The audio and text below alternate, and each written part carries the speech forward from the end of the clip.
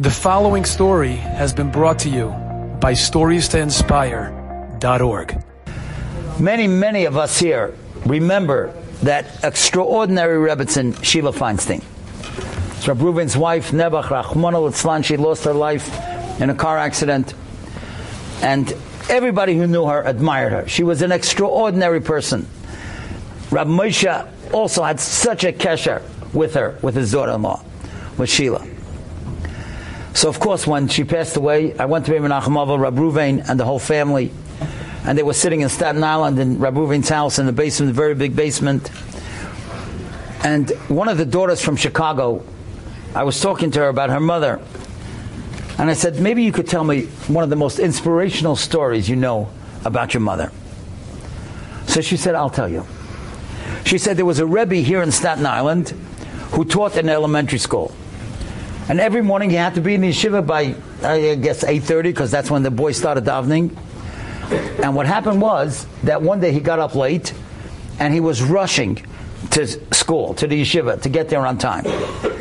And he was rushing. There was a red light ahead of him. He saw a car at the right. He wanted to stop, but he couldn't stop in time. And he banged into this very, very expensive car that was standing at the light. Now, he knew it was his fault. He got out right away. And he said to the woman, I am so sorry, it's my fault. I am a teacher in a school.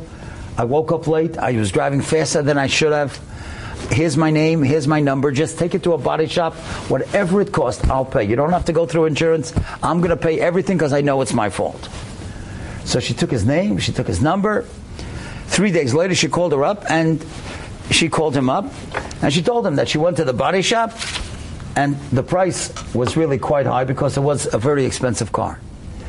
So he said to her, ma'am, I told you I'm a teacher. I don't have a big salary. But I promise you I'm going to pay everything. But I just want to ask you one favor, if you don't mind.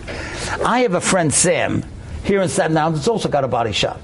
Would you be willing to take your car to that body shop, to Sam, but only if you're satisfied? Take a look at all the work that he does for the other cars.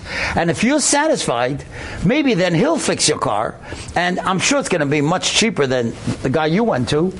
And of course, I'm going to pay that as well. Of course, I'll pay it, whatever it is. But I only want you to do it if you're satisfied.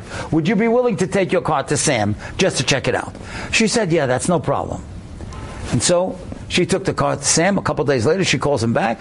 She says, I saw Sam's work. It's exquisite.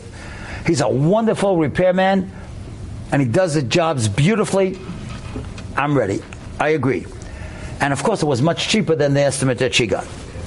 Now, Sam called up this Rebbe, and he told the Rebbe, you know, I like to get paid, you know, when I give the car. That's going to be in about a week. We'll fix it up. And who's going to pay? He said, don't worry, we'll take care of it. So he calls the lady. Listen to this. It's unbelievable. He calls the lady, and he says, you know, I spoke to Sam, and of course, he wants to get paid when he delivers the car at the end of the week. But I told you, I'm a teacher. I don't have a big salary. So I just ask you, if you would do it. If you don't want to do it, I'll understand. But would you be willing to pay him now the whole expense, and then we'll divide the expense in 12, and every month I'll send you a check, and in a year I'll pay you back?